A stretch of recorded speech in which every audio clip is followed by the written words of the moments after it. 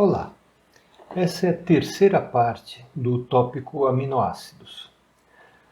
Nas partes anteriores, nós já vimos características estruturais dos aminoácidos e vimos também a classificação dos aminoácidos em função de propriedades dos radicais.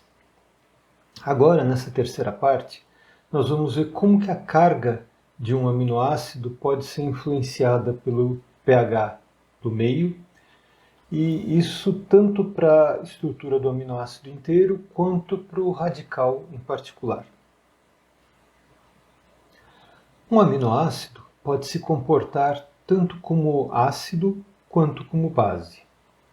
E ele também pode se comportar como um íon de carga positiva e de carga negativa. Quer dizer, ele pode se comportar como um íon híbrido, que tenha tanto a carga positiva quanto negativa. Vamos ver um pouquinho melhor como é que é isso? Bom, esse comportamento como ácido ou como base é um comportamento anfótero, né? Uma substância que pode ter um comportamento como ácido em função de uma região da molécula e como base em função de outra região, é um comportamento chamado de anfótero.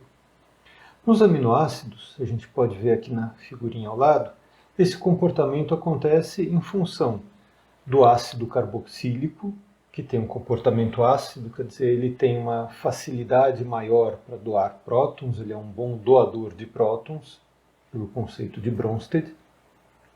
Então, esse ácido carboxílico pode se transformar de COOH em COO-, liberando esse H+. E ele pode se comportar como base em função da característica do grupo amino, que é um bom aceptor de prótons. Então, o grupo amino ele se mantém na forma de NH3+, exceto numa situação em que esse aminoácido esteja num meio muito alcalino, num pH muito alto, em que ele aí sim vai liberar esse H+, e ficar na forma de NH2. Então, o grupo amino é um bom aceptor de prótons, tem uma característica básica, e o ácido carboxílico é um bom doador de prótons, portanto, uma característica ácida. Lembrando que em alguns aminoácidos o radical também pode se comportar ou como ácido ou como base, dependendo da estrutura do radical. E os aminoácidos também têm um comportamento zwitteriônico, uma palavra diferente, que vem do alemão e quer dizer que ele tem um comportamento como um íon híbrido, um íon tanto positivo quanto negativo. Por quê? Porque o ácido carboxílico, quando ionizado, apresenta uma carga negativa, e o grupo amino, quando ionizado, apresenta uma carga positiva. Então, o aminoácido, além de se comportar como ácido e base, ele pode se comportar como um íon com carga positiva e negativa. Para entender melhor esse comportamento dos aminoácidos e a sua interação com o pH do meio, vamos dar uma olhada na curva de titulação da glicina. Sim, curva de titulação, aquele tipo de experimento como o que nós vimos lá na aula de água.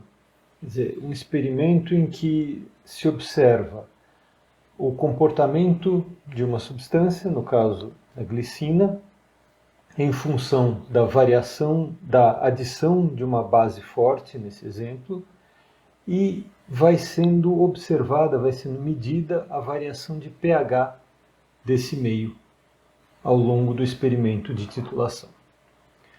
Então a gente pode observar aqui nessa curva de titulação da glicina que quando essa molécula é colocada numa solução ácida, uma solução com pH baixo, significa que é uma solução rica em H+. Quanto mais baixo o pH, maior a concentração de H+. Por quê? pH é menos log da concentração de H+. Né?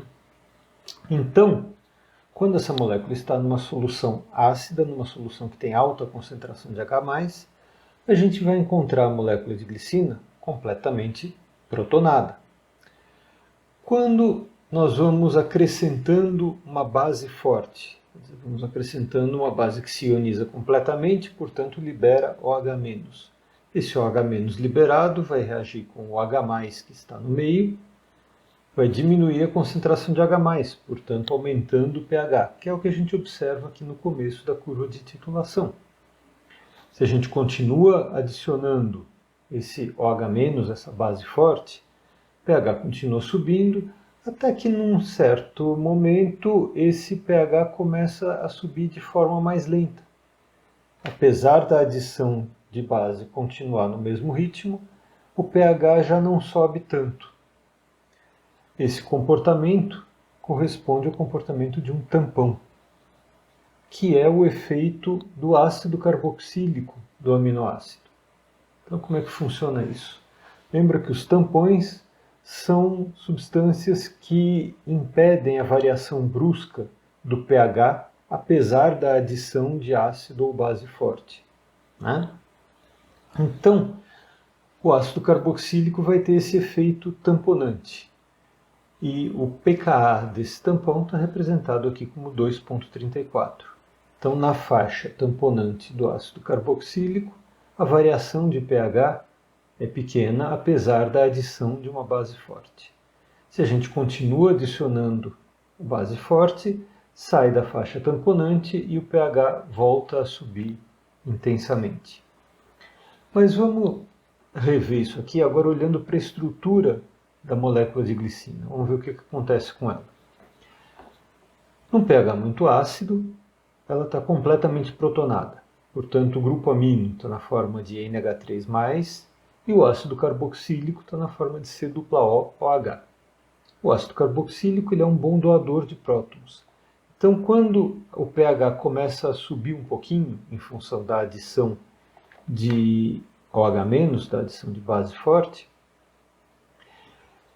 esse ácido carboxílico começa a se desprotonar.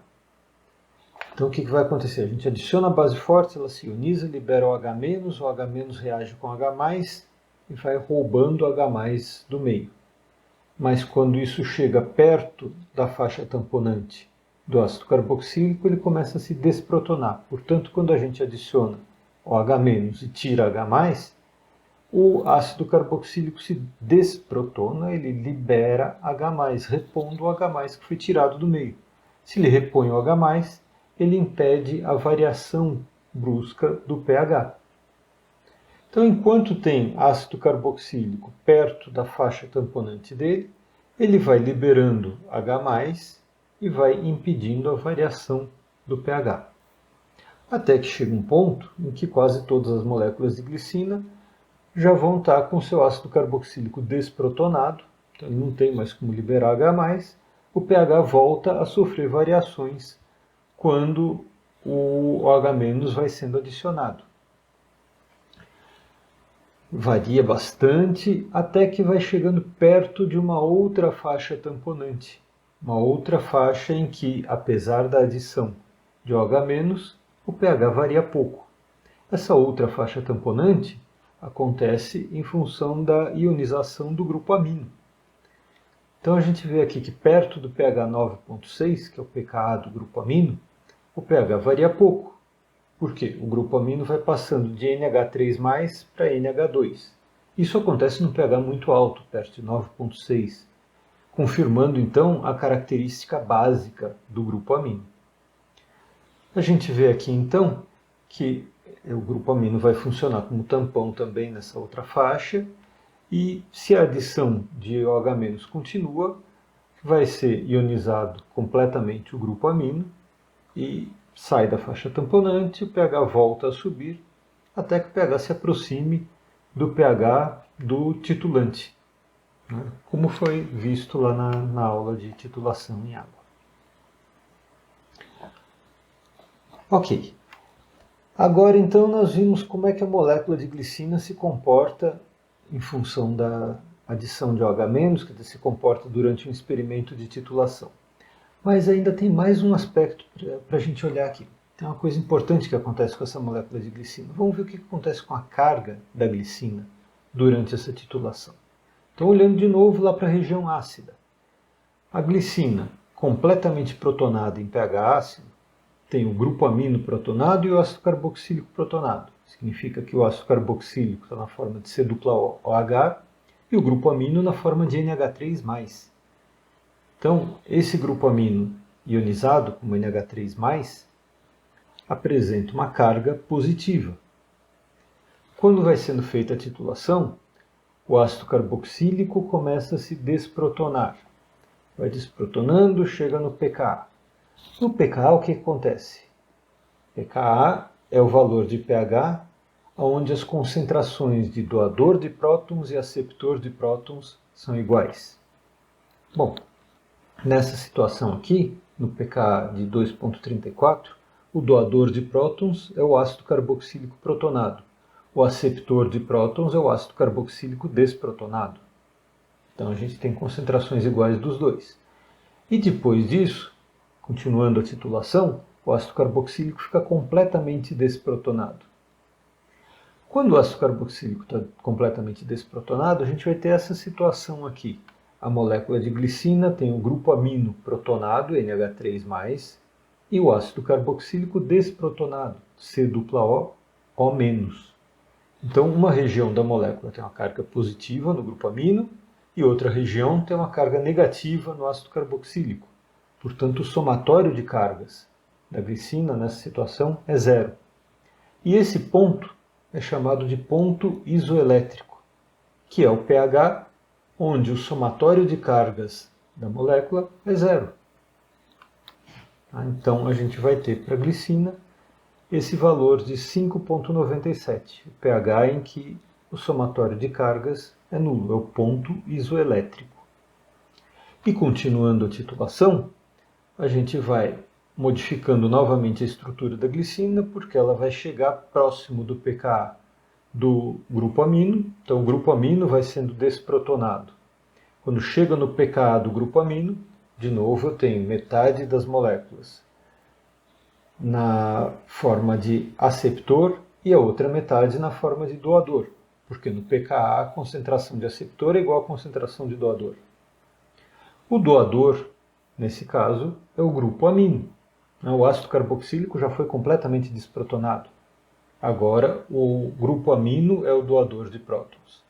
Então, metade das moléculas está com o grupo amino protonado, a outra metade com o grupo amino desprotonado, no pKa do grupo amino. Se eu continuo fazendo a titulação e passo do pKa do grupo amino, passo da faixa tamponante, eu vou ter a maioria das moléculas de glicina com o grupo amino desprotonado, portanto na forma de NH2, e o ácido carboxílico, naturalmente, continua desprotonado, na forma de C-OO-. Então a molécula de glicina passa a ter uma carga negativa. Notem então que a carga do aminoácido variou em função da mudança de pH. No pH muito ácido, a glicina tinha uma carga positiva. No pH de 5,97, ela tem carga nula, ponto isoelétrico. Num pH mais básico, ela passa a ter carga negativa. Então, o valor do pH do meio influencia a carga de um aminoácido. Lembra aquela história da classificação dos aminoácidos, dos radicais, que podem ser classificados como polares com carga, polares sem carga, e com carga pode ser positiva ou negativa? Pois é, isso era colocado como em pH 7. Por quê? Os seres vivos, a maioria dos componentes dos compartimentos em seres vivos tem pH próximo de 7.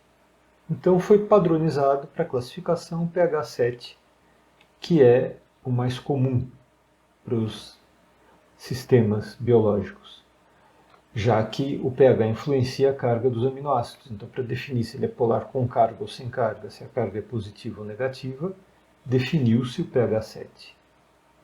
E note que essa questão da classificação é em função do radical.